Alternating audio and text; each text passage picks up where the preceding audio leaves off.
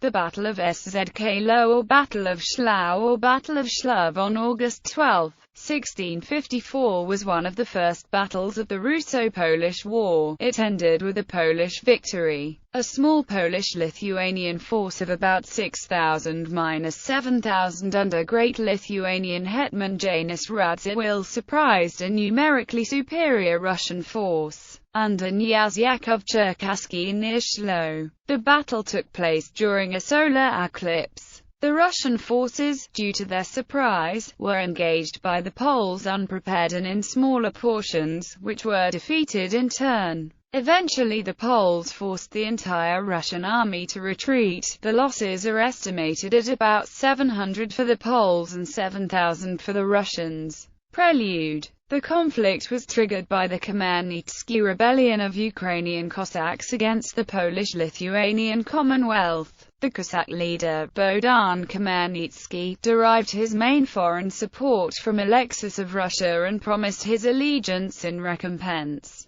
Although the Zemsky Sobor of 1651 was poised to accept the Cossacks into the Moscow sphere of influence and to enter the war against Poland on their side, the Tsar waited until 1653, when a new popular assembly eventually authorized the unification of Ukraine with Tsardom of Russia. After the Cossacks ratified this agreement at the Pereyyaslav Rada, the Russo-Polish War became inevitable. In July 1654, the Russian army of 40,000 captured the border forts of Bely and Dorogobuzh and laid siege to Smolensk. The Russian position at Smolensk was endangered as long as Great Lithuanian Hetman, Prince Janusz Radziwiłł with 10,000 men held Orsha, slightly to the west. Cherkassky decided to seek out Radziwiłł and defeat him. The Russian army which besieged Smolensk didn't risk a storm of the city as long as a Lithuanian army of Janusz Radziwiłł operated in the east. It was decided to send an army towards Radziwiłł which was supposed to block him. The army led by Yakov Cherkassky took Orsha and faced the Lithuanian forces.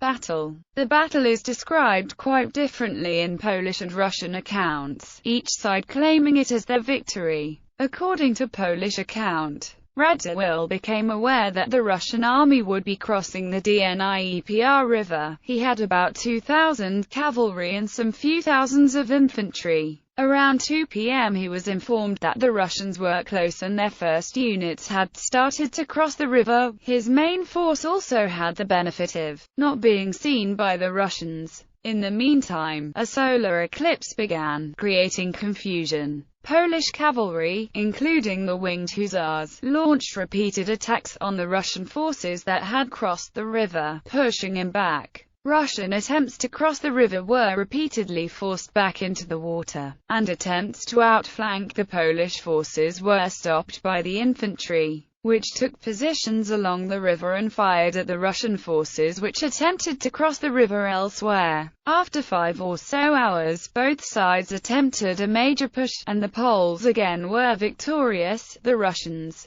having sustained much higher casualties than the Poles, were demoralized and abandoned attempts to cross the river. The same source claims that among the dead was knyaz Yuri Byatinsky, which is obviously wrong. Russian sources give a different account. According to them, after having discovered the Lithuanian army, a detachment under Prince Yuri Byatinsky was involved in the fighting with the Lithuanians, while the voivodes of the main army led by Cherkassky sent Byatinsky their cavalry as reinforcement. The rest of the army, which consisted of infantry, reiters and supply wagons, also began to move to the battle site. Byatinsky conducted several attacks on the army of the Great Hetman. Having learned about the approach of the main army of Cherkassky, Radziwiłł decided to retreat. Cherkassky didn't pursue the Lithuanians. Significance. Szklow was the last victory of Janusz Radziwiłł, a powerful and ambitious magnate.